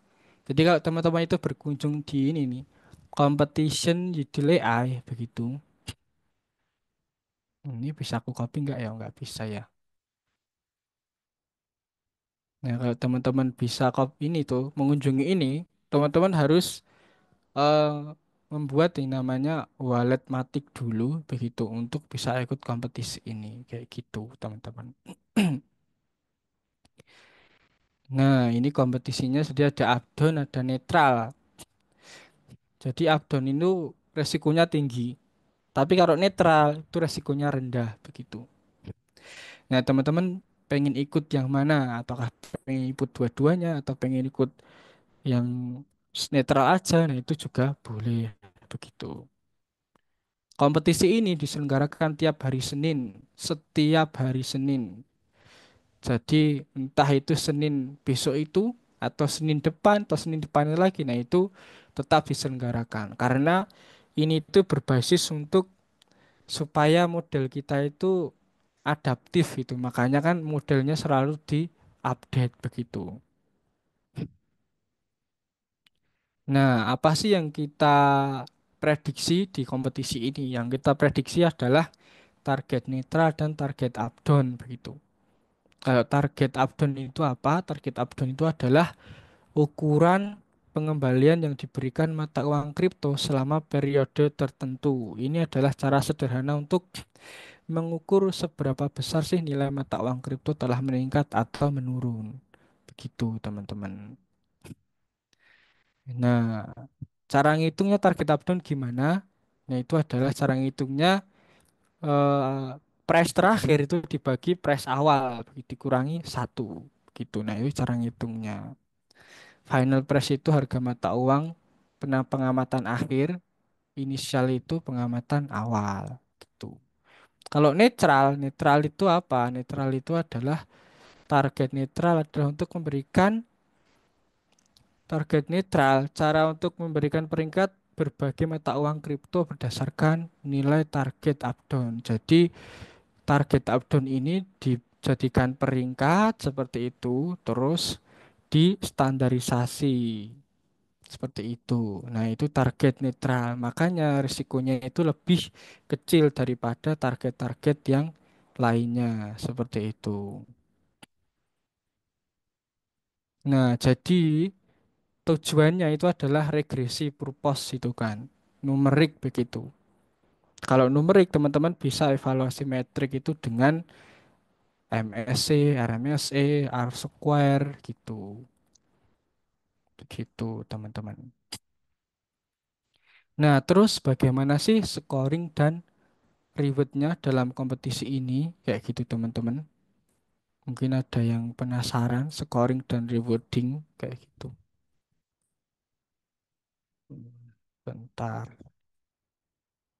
Ini kenapa ini?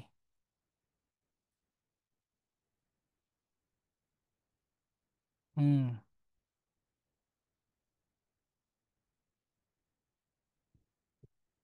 Nah, scoring dan rewarding kompetisi itu gimana sih supaya kita itu bisa mendapatkan reward yang bagus dalam kompetisi ini? Jadi, scoring dan kompetisi di Yidel itu berdasarkan model kita itu memprediksi ketika pasar itu sedang dibuka begitu. Jadi kripto itu kan diprediksinya kan 24 jam ya teman-teman begitu. Nah, selama 24 jam itu dari Senin hari ini dan Senin besoknya lah itu model kita itu berjalan gitu. AI kita memprediksi secara live itu kan. Nah, terus setelah memprediksi secara live, kira-kira kita mendapatkan return berapa tuh selama seminggu. Nah, secara live itu. Kalau prediksi kita itu bagus, maka kita mendapatkan reward sesuai dengan prediksi kita. Kalau prediksi kita itu mendapatkan reward 7%, maka kita mendapatkan reward juga 7% hasil dari prediksi kita gitu. Nah, baik itu di netral atau di updown. Jadi bedanya cuma kalau netral itu resikonya rendah, kalau updown itu resikonya tinggi. Jadi kalau kita itu ikut kompetisi di updown, nah kemungkinan besar kita bisa mendapatkan reward yang tinggi juga. Tapi kita juga bisa mendapatkan punishment yang tinggi juga di updown ini. Karena apa? Karena kalau prediksi kita itu jelek, model AI kita itu memprediksi pasar nggak bagus, maka ya token kita itu akan di dibakar gitu loh. Gitu. dibakar sesuai dengan persentase minus kita itu. Jadi seumpama kita itu hasil prediksi kita itu -1%, maka yield yang kita stake di platform yield gitu kan, kompetisi itu akan dibakar selama 1%. Jadi aku ikut kompetisi tuh di Updown begitu kan. Nah, setelah ikut kompetisi di Updown, gampangnya gini sih. Ini, wait. Nah, itu kan ada yang namanya My Stake ini tuh. Jadi di Yidel itu nanti ada My Stake ini. Seumpama aku stake 100 Yidel gitu. Nah, ikut Updown, aku mendapatkan return 10%. Maka akhirnya nanti My Stake ini menjadi 110 karena mendapatkan return 10%. Nah, terus kalau dari 100 Yidel ini, aku itu mendapat AI ku itu mendapatkan -10%. Nah, akhirnya yielderku ini tinggal 90% karena yang 10 itu dibakar. Prediksiku nggak bagus begitu. Makanya harus membuat prediksi yang bagus banget untuk memprediksi ini. Beda kalau netral. Jadi kalau netral itu paling kayak kebakar cuma 1%, 2% begitu doang mentok-mentoknya. Jadi resikonya lebih rendah kalau netral ini begitu. Itu scoring dan rewardnya. Ya, jadi kayak gini tuh teman-teman bisa kayak melihat aku itu ada di berapa sih return gainnya kayak gitu. Nah, jadi teman-teman bisa lihat di brankas netral itu setiap brankas netral kompetisi ada kayak gini. Ada leaderboard, ada my score. Jadi my score itu model kita sendiri. Kira-kira udah mengenerate return seberapa persen kayak gitu. Dan ini rata-rata untuk stack yang saat tadi itu, stack itu ini. Rata-rata stack itu tadi di sini itu. Nah, kemudian total earned itu adalah total yang kita dapatkan selama ini ikut kompetisi gitu. Oh, total dari data scientist ini kan data scientistnya nggak pakai nama ya, namanya desentralisasi itu kayak gini. Jadi nggak ada namanya, cuma ada wallet gitu, seperti ini. Dia itu challenge participatednya udah berapa kali? Oh, 7 kali, 6 kali, ada yang 47 kali kayak gitu. Terus rata-rata stakingnya berapa? Seperti itu. Oh, ada yang 232, ada yang 8.000 dan lain sebagainya. Dan rata-rata mendapatkan returnnya berapa? Nah, segini-segini begitu.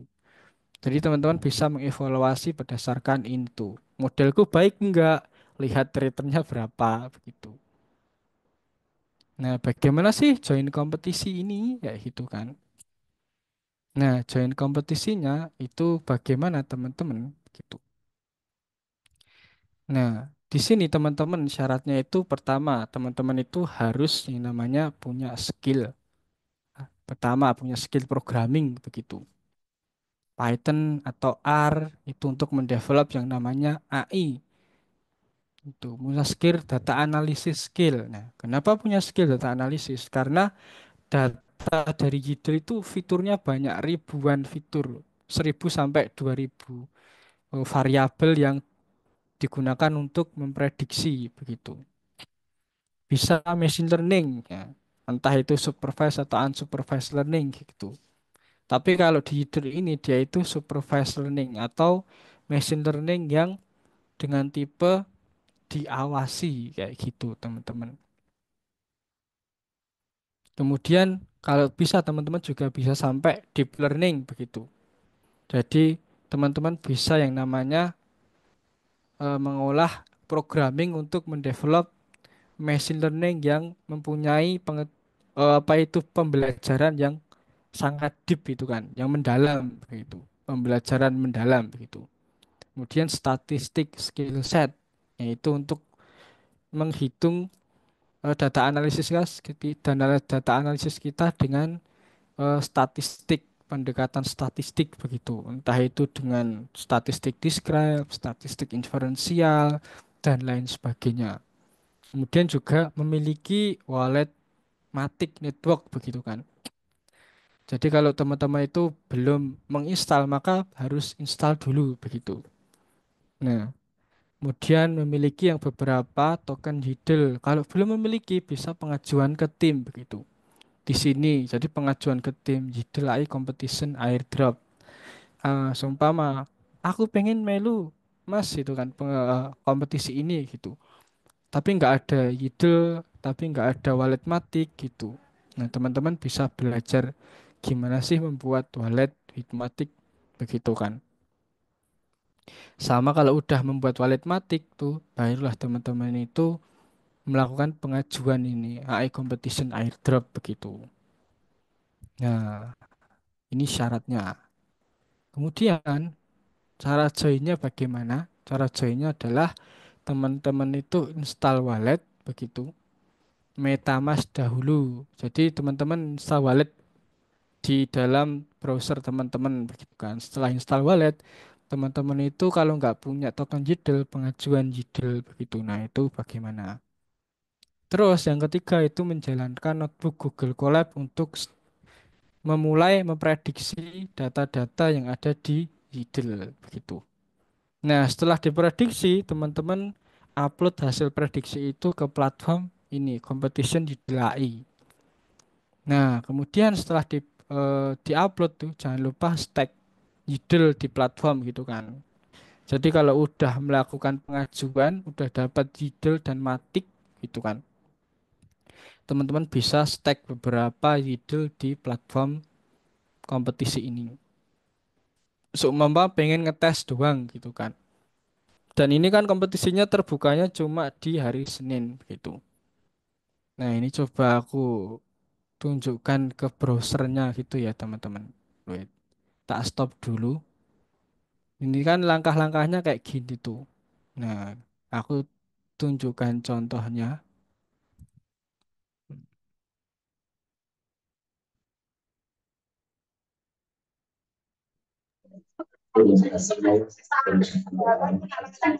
Ini kalau teman-teman bisa tanya sekalian tanya aja teman-teman, nggak apa-apa ini. Sekarang udah boleh tanya-tanya tuh teman-teman. Share screen Baik, sambil entire mana? menunggu Kak Roni share screen ini ya teknisnya teman-teman. Boleh kita sudah masuk ke Q&A. Tadi mungkin sedikit Naswa summary ya dari apa yang Kak Roni sampaikan. Sangat detail dan gamblang sekali ya teman-teman ya tentang YDLE ya, AI dan manajemen asetnya.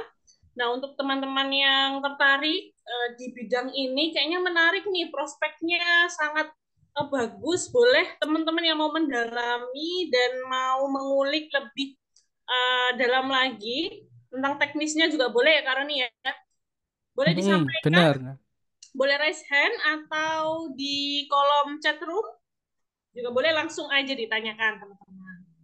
benar teman-teman. Langsung aja silahkan ditanyakan Oke, sambil teman-teman. menunggu teman-teman untuk bertanya ya, monggo Kak Roni untuk menyampaikan apa yang akan di-share ini.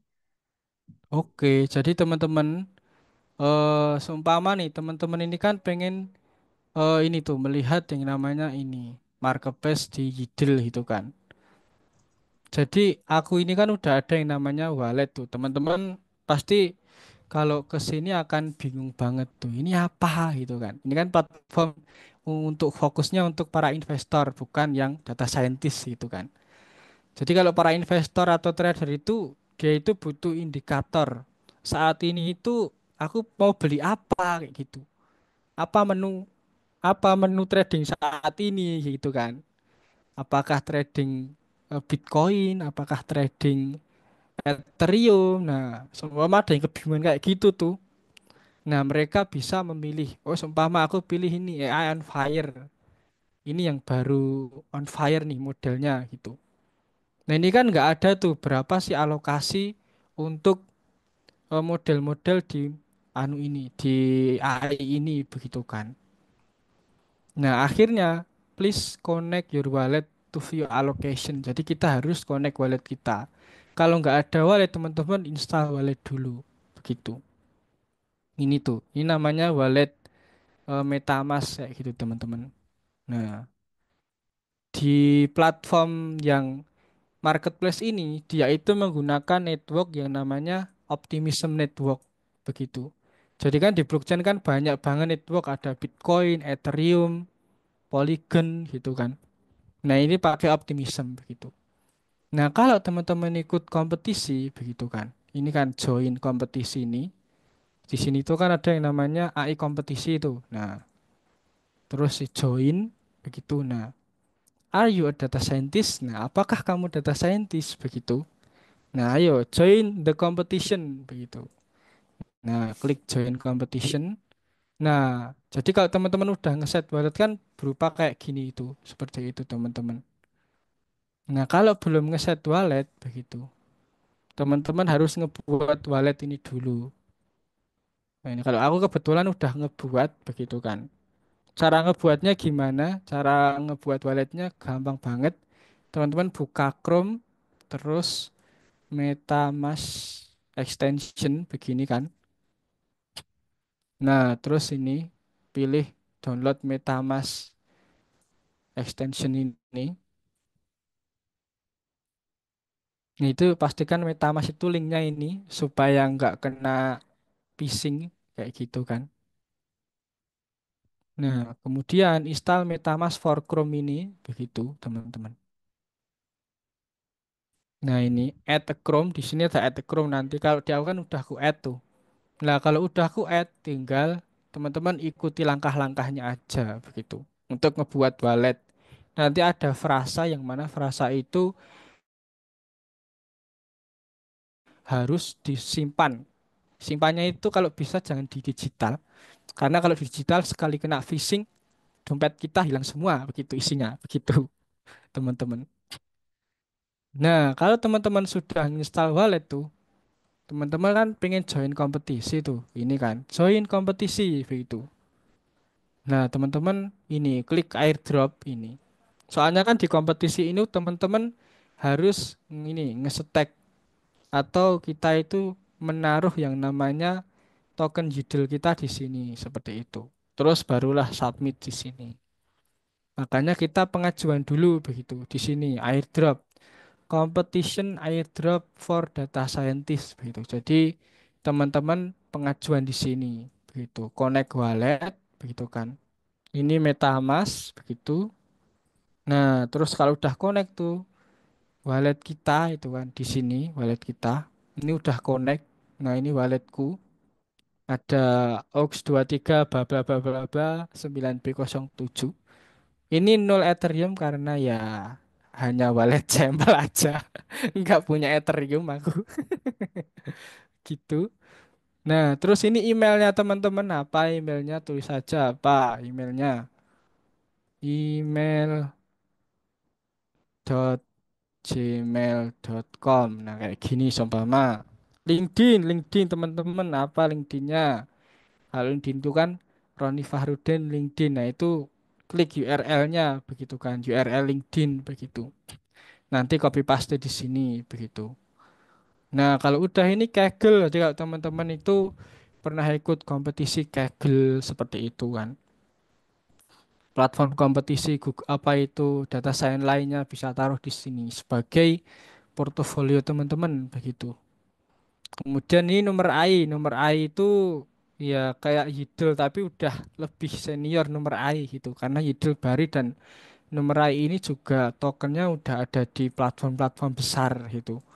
Termasuk di toko kripto, di Pintu itu juga sudah kalau teman-teman ikut kompetisi data science di Numerai dan mendapatkan rewardnya itu teman-teman hadiahnya bisa dicairkan di toko kripto, di Pintu kayak gitu-gitu sih. Nah, terus kalau udah diisi semua tuh ini kayak gitu. Kalau teman-teman wah nggak punya Kaggle, punyanya LinkedIn ya nggak apa-apa LinkedIn aja gitu. Nggak punya Numerai gitu ya nggak apa-apa dikosongin aja begitu. Kalau aku dulu sih karena punya LinkedIn ini gitu kan. Terus Kaggle juga punya. Terus Numerai ini pakai kompetisi yang ada di Crunchbase gitu. Jadi aku kan ikut kompetisi lain juga namanya Crunchbase. Akhirnya aku masukkan sini. Terus ini I'm not robot. Terus submit gitu. Nah terus kalau udah tuh. Kalau teman-teman pengen apa itu ngehubungi tim gitu kan. Nah teman-teman bisa join ini Discord ini gitu. halo tim, begitu kan pakai bahasa Inggris. Aku sudah pengajuan Yidel gitu kan. Tolong cek begitu. Nah, untuk ikut kompetisi, nah itu bisa masuk ke Yidel ini, begitu. Gitu teman-teman.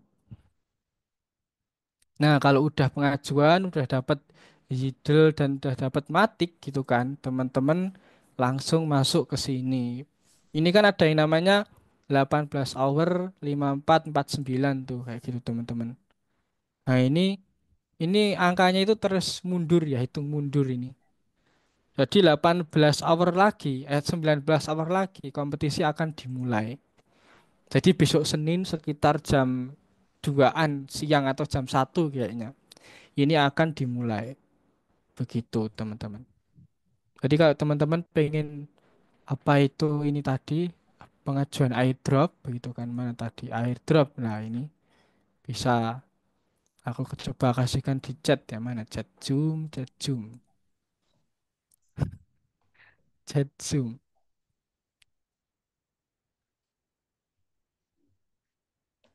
Itu teman-teman. Oke. Nah, ini pengajuan ini kalau udah pengajuan tuh barulah teman-teman submit kompetisinya di Idol Competition ini. Gitu. Silahkan teman-teman langsung tanyakan aja kalau ada Oke. yang mau ditanyakan. Baik, terima kasih Kak Roni atas pemaparan materinya. Sangat jelas ya, menurut Naswa. Mungkin sebagai orang awam, jujur Naswa ini baru pertama kali nih, Mas Roni belajar tentang AI, kemudian tentang mungkin tadi manajemen aset kripto dan sebagainya. Tapi dari Mm-mm. apa yang disampaikan Mas Roni tadi sangat jelas gitu ya, dan mungkin ada hal-hal teknis mungkin ya yang apa Naswa juga masih Iya, harus dipelajari benar. lagi gitu ya. Apalagi kalau mau masuk sebagai berkompetisi dengan data scientist. Nah, mungkin teman-teman di sini nih ada yang juga berkecimpung di dunia teknologi, terutama yang berprofesi sebagai data scientist. Ini sangat prospek gitu ya Mas Rani ya untuk Benar. diikuti. Dan tadi bicara tentang prospeknya itu juga luar biasa besar gitu ya. Dan ini juga merupakan salah satu teknologi yang mutakhir lah yang saat ini mungkin bisa dimanfaatkan untuk bisa menghasilkan manajemen aset yang lebih efisien. Oke teman-teman, nah tadi sudah panjang lebar Mas Rami menyampaikan yang memperkenalkan materi. Ada nggak nih yang tertarik untuk mendalami atau ada pertanyaan? Boleh disilahkan teman-teman. Nah, ini mumpung ada pakarnya nih, ada di sini. Jadi kita gali sebanyak-banyaknya ilmu. Mungkin buat pemula juga boleh banget tanya, apapun hal teknis juga Iya. boleh untuk ditanyakan atau istilah-istilah yang kurang dipahami juga boleh teman-teman. Sambil menunggu teman-teman ini ya Mm-mm. Mas Rani ya, mungkin Naswa Iya, sembari menyampaikan kembali bahwa acara ini itu juga terselenggara berkat media partner yang selalu support gitu ya, kelas-kelas yang memberikan informasi dan wawasan-wawasan yang luar biasa dan relate dengan zaman kekinian gitu ya. Jadi kita ada media komunikasi berkolaborasi dengan sharing team merupakan platform edukasi yang untuk bagi pelajar ya yang ingin bertumbuh, yang sering mengadakan webinar live, kemudian juga kita bekerja sama dengan Krisan Putih, digital marketing dan kreatif service bagi para pelaku UMKM dan juga beberapa media partner lainnya. Nah, mumpung ini masih belum ditutup nih sesi tanya jawabnya, teman-teman ada nggak yang mau ditanyakan? Kalau nggak ada yang tanya ini, Naswa yang nanya nih. Boleh ya Mas Rani ya, Naswa mau tanya ya. iya. Monggo Oke, silahkan. sambil nanti mungkin ada teman-teman yang apa kepikiran ya mau tanya. Nah, ini nih Naso mau mungkin Naso penasaran, penasaran sih ya Mas Roni ya. Sebagai Mm-mm. mungkin ada beberapa teman-teman yang baru memulai nih sebagai data scientist. Itu kan mau mengikuti kompetisi tadi kan ada beberapa skill yang memang harus dipunyai gitu ya. Salah satunya adalah skill programming. Nah, waktu dulu Mas Roni awal-awal masuk mendalami dunia AI, teknologi, kemudian investasi dan sebagainya. Apa dulu sih Mas Roni yang mesti dipelajarin gitu kan? Atau hal apa satu hal yang awal banget dipelajari Mas Roni biar teman-teman ini punya gambaran nih ketika aku mau terjun ke sini tuh aku tuh harus apa dulu kayak gitu. Oh, siap. Boleh dong di-share gitu. Oke, Mungkin itu aja terima Mas Roni. kasih. Silakan. Oke, terima kasih pertanyaan Kak Naswa. Jadi, bagaimana sih step by step kita itu menjadi seorang yang mungkin bisa data scientist atau bisa mungkin jadi kalau kita udah jadi data scientist atau jadi praktisi data itu bisa mengikuti kompetisi kayak gini, bisa investasi juga. Nah, itu kalau dulu aku pertama-tama itu adalah karena nggak tahu programming. Aku itu kan belajar programming gitu kan. Belajar programming pertama itu belajar yang namanya dulu itu bahasa pemrograman Python itu. Jadi dulu kan aku kan pernah kena yang namanya malware laptopku gitu kan. Akhirnya data-data skripsi, data-data semuanya itu udah nggak bisa kehapus semuanya. Akhirnya aku berfilsafat, kenapa sih aku bisa kena malware gitu. Akhirnya aku belajar yang namanya cyber security, belajar programming kayak gitu. Terus karena cyber security itu kok sulit banget gitu kan. Akhirnya aku belajar yang namanya programming dulu, Python gitu kan. Terus belajar data science. Di sisi lain kan data science itu ada nuansa statistiknya gitu. Nah, aku suka banget sama statistik tuh. Dari kuliah senang statistik gitu akhirnya berkecimpunglah di dunia ini tuh data science ini. Begitu sih, Kak. Nah, itu ya berbagai macam kursus sih, lewat kursus di banyak banget aku dulu kursus. Pertama itu ada kursus di dulu itu Netakat Academy. Itu di basisnya di US online gratis begitu. Terus kursus Python itu di namanya itu University Python apa ya? Institute Python namanya, Institute Python. Nah, itu kursus Python yang sangat komprehensif begitu kan. Terus juga kursus di The Lab ID, kursus data science itu 2019 dulu. Gitu Wah, terus juga ikut IKRA Data Scientist Fellowship. Jadi itu beasiswa menjadi data scientist di IKRA dengan bimbingan yang sangat benar-benar nge-push aku begitu waktu corona dulu begitu. Seperti itu. Jadi corona dulu kan benar-benar krisis, aku akhirnya manfaatkan dengan belajar data ini kayak gitu. Akhirnya kecimpunglah di dunia seperti ini sekarang, Kak. Gitu. oke, berarti berawal dari ketidaksengajaan ya, Taruh nih ya. Iya. Awalnya kena virus, kemudian kok mulai tertarik dan mungkin yang mungkin kalau boleh Naswa simpulkan ya berarti memang ada minat gitu ya teman-teman harus ada minat suka ngotak-ngatik tentang data statistik karena ngomongin tentang data scientist itu memang sangat identik dengan data-data kemudian ya harus punya Mm-mm. apa namanya kemampuan untuk teliti dan sebagainya gitu kan tapi teman-teman semua Benar. itu bisa dikejar gitu ya kemampuan itu bisa dikejar dengan mengikuti banyak pelatihan seperti yang awal-awal ke orang ini jadi sebelum ada di sini nih berbagi sama teman-teman nih karena ini ternyata sudah melakukan perjalanan bertahun-tahun gitu ya melalang buana dari pelatihan Betul. satu ke pelatihan yang lain luar biasa nah mudah-mudahan bisa jadi inspirasi kita semuanya ya teman-teman ya oke Amin. mungkin satu lagi boleh ya Karoni ya ini Iya, teman-teman kayaknya boleh, Kak. kayaknya saking jelasnya nih sampai gak ada yang mau bertanya nih oke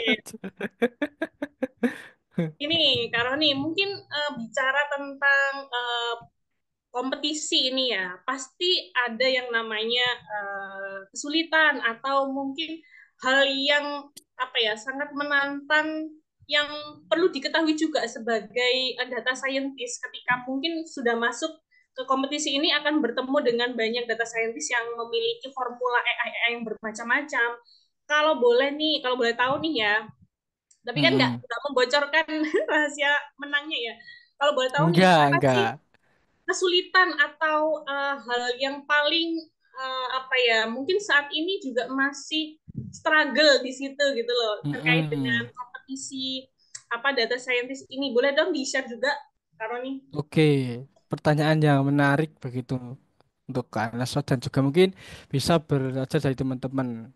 Itu kan pertama kan Gini pertama dulu sih, gimana sih aku itu memulai supaya bisa submit kompetisi di sini.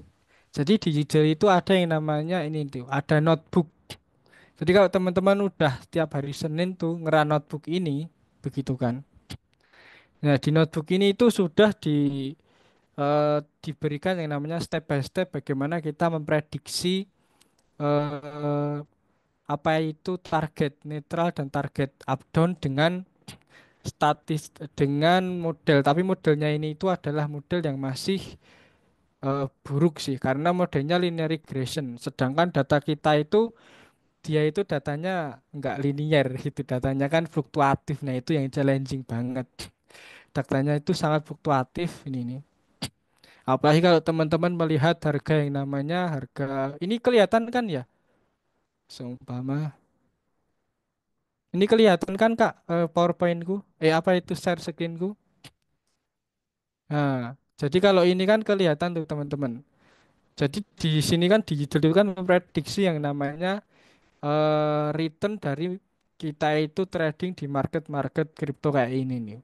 Jadi kan kayak Bitcoin tuh itu kan sangat volatile tuh, kita lihat dari awal itu 2019 begitu kan. Yang mana itu harganya itu cuma 0,005 tuh. Sampai sekarang 60.000 kan dolar kan. Masya Wow, Allah luar biasa kan returnnya itu berapa persen tuh. Kalau kita panggil nih. Ini berapa ini? Satu, dua, oh, udah 97 juta persen teman-teman. luar Kalau biasa. teman-teman investasi dari 2009, 2011 gitu kan. Nah itu kan luar biasa kan. Nah karena sangat volatile tuh. Itu yang jadi sangat challenging gitu kan. Ini kan ada yang namanya market netral tuh, teman-teman. Nah jadi kita bisa running model ini tuh. Ini diganti model-model machine learning yang lainnya gitu, kayak model yang boosting kayak gitu kan, atau mungkin bisa dengan deep learning dan lain sebagainya. Nah, sehingga teman-teman bisa mengenerate market dengan baik gitu. Jadi karena sangat volatile, entah aku merekomendasikan model apapun, nah itu juga akan sangat challenging juga sih.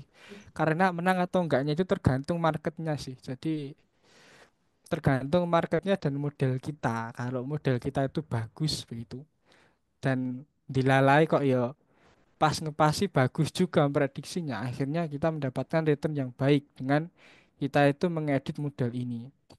Nah, ini sih mungkin teman-teman bisa apa itu mencoba lihat notebook ini kalau teman-teman pengen jadi prediktor begitu di sini.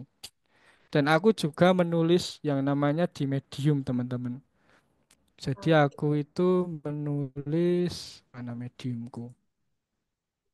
Kemarin itu kan menulis yang namanya judul ini tentang exploratory data analysis begitu di judul. Nah, jadi bagaimana kita memahami karakteristik-karakteristik datanya dan menyesuaikan model kita supaya kita itu bisa memprediksi dengan baik dan mendapatkan reward yang baik juga. Ini kan kompetisinya kan gratis juga tuh teman-teman. Makanya dari itu kan sebenarnya worth it banget sih ini seperti itu. Udah gratis begitu kan. Ada tips-tipsnya kayak gini juga itu. Kemudian teman-teman tinggal bagaimana konsistensinya gitu aja sih. Mungkin itu sih Kak dari aku. Oke, mantap banget nih. Udah di-spill tips-tipsnya nih ya sama Kak Roni. Ada Mm-mm. enggak nih teman-teman yang berminat untuk ikut kompetisi Yidel? Boleh dong di-spill juga di Oke. kolom komen. Aku mau ikut, Kak, gitu. Barangkali nanti bisa apa? DM-DM Mas Roni gitu ya, biar ditambahin nanti Yoi. tips-tipsnya. Bisa Yuk. DM di LinkedIn-ku. Oke, mantap banget. Jadi mungkin kuncinya tadi di pembacaan data gitu ya Mas Roni, pembacaan data dan Iya, analisis kira-kira exploratory seperti data itu. analysis dulu, bener.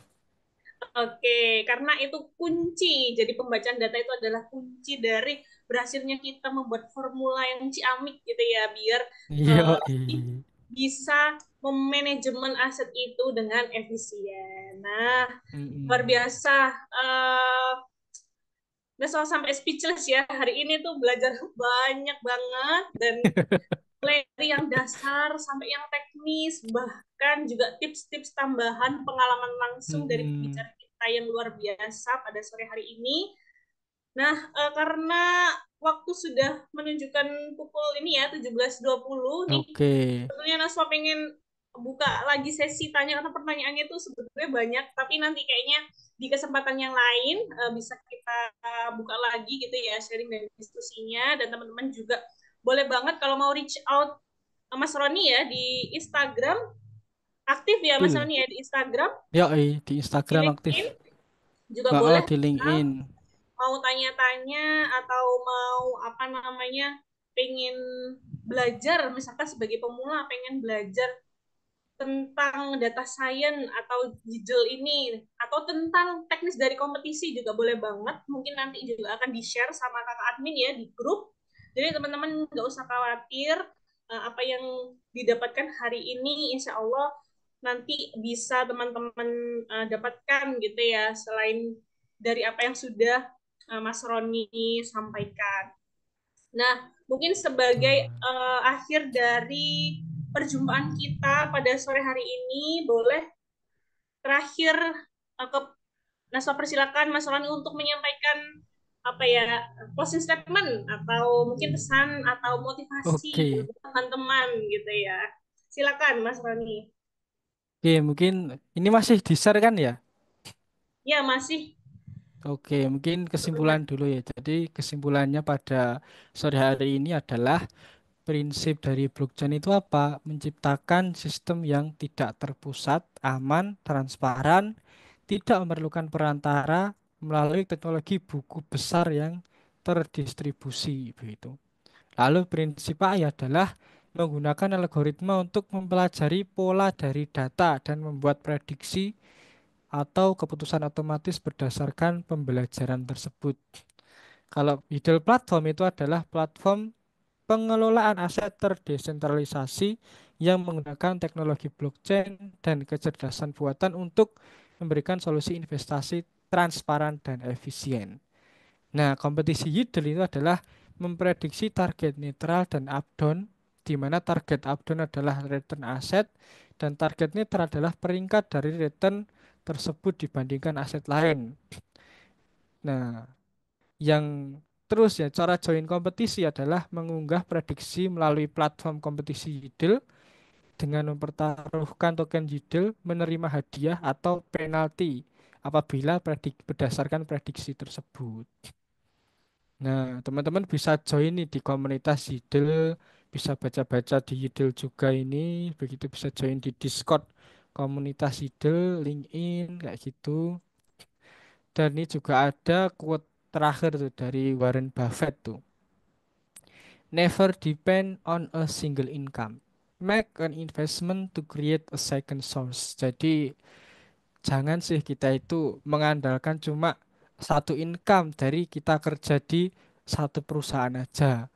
Jadi buatlah semacam investasi untuk membuat second source income-mu. Jadi membuat income yang kedua, income yang ketiga, keempat seperti itu. Mungkin itu yang dapat saya sampaikan teman-teman. Terima kasih pada sore hari ini. Semoga bermanfaat teman-teman. Aku kembalikan ke Mbak Naswa. Oke, amin. Terima kasih Mas Roni atas pemaparan dan closing statement yang luar biasa, sangat memotivasi ya teman-teman ya. Dan tidak terasa kita sudah berada di akhir perjumpaan webinar kali ini. Nah, saya ucapkan terima kasih yang sebesar-besarnya atas perhatian, antusias, dan semangat dari teman-teman semuanya selama forum webinar berlangsung. Mudah-mudahan apa yang kita pelajari bersama kali ini bisa bermanfaat untuk menunjang skill, kualitas diri, dan karir kita ke depannya. Dan jangan lupa, buat Amin. teman-teman yang tertarik mengikuti kompetisi Yodel, boleh diikuti ya tata cara pendaftarannya yang nanti juga akan dibantu share oleh kakak admin di grup bersama gitu ya. Oke, nah sebelum Naswa menutup room pada sore hari ini, kurang afdol kalau kita tidak mengabadikan ya momen luar biasa pada sore hari ini. Jadi kita berfoto dulu, kita dokumentasi dulu. Boleh, mohon izin rekan-rekan untuk aktifkan kameranya ya, jadi biar terlihat gitu ya peserta yang sangat luar biasa antusias pada sore hari ini, dan sebagai saksi ya bahwa kita pernah belajar bersama gitu ya. Dan harapannya ini sebagai langkah awal untuk kita terus menggali dan mendalami ilmu-ilmu berkaitan dengan teknologi yang semakin kesini semakin semakin hari semakin mutakhir gitu ya teman-teman ya. Boleh Naswa dibantu untuk on cam, teman-teman kita berfoto bersama. Naswa bantu pandu dari sini, dan mohon izin untuk kakak admin boleh dibantu untuk di capture ya kakak monitor Oke, admin. Oke, teman-teman boleh dong diaktifkan kameranya. Yuk, yuk, Biar Naswa aktifkan tahu kamera. nih, yang ganteng-ganteng dan cantik-cantik nih. Ini aku nggak bisa Oke. ngelihat fotoku sendiri ya. Oh, nggak bisa ya, Mas Rani ya? Nggak tahu sih Oh, kalau di Zoom kayaknya kayak gitu sih, nggak bisa lihat oh fotoku gitu sendiri. ya. Oke, boleh dong teman-teman. Jadi biar kita nanti juga bisa saling reach out ya. Jadi harapannya Wah, dari ini webinar ini caranya. kita bisa tetap sambung silaturahmi, kita berkolaborasi gitu ya untuk bisa membuat karya-karya yang luar biasa besar, dan untuk bisa menunjang skill kita di profesi masing-masing. Oke, mungkin beberapa yang belum bisa on cam nggak apa-apa ya kak ya, kita langsung saja dokumentasi mungkin nama-nama. Nah ini sudah ada Kak Putri, Masya Allah cantik Yeay. sekali ya. Ditunggu yang kakak yang lainnya, mungkin meninggalkan nama saja deh ini ya, nggak apa-apa ya Kak admin. Kita langsung saja dokumentasi. Pertama kita gaya formal dulu ya. Oke, Naswa mulai pandu dari sini. Oke, siap. Lihat kamera, senyum ceria. Satu, dua, tiga. Oke, yang kedua, ini ya kita gaya literasi ya. Oke, oke literasi. Senyum lihat kamera. Satu, dua, tiga. Oke, yang terakhir gaya bebas. Ceria. Oke, kakak admin siap. Oke, wait Mbak, wait satu, sebentar. dua, tiga. Oke, terima kasih banyak kakak-kakak yang sudah join dan mengikuti sharing pada sore hari ini dengan luar biasa. Harap mudah-mudahan kita bisa bertemu ya di kesempatan yang lain, dan untuk kakak-kakak tetap stay tune di Lentera Wacana yang akan menghadirkan banyak sekali topik-topik menarik ya seputar profesi, teknologi dan inovasi yang insya Allah akan bermanfaat untuk menunjang karir kita. Oke, saya Naswa sebagai pemandu dan moderator pada sore hari ini berterima kasih juga kepada Mas Roni yang sudah bersedia berkenan membagikan ilmunya yang luar biasa. Mudah-mudahan kita berjumpa di kesempatan yang lain gitu ya.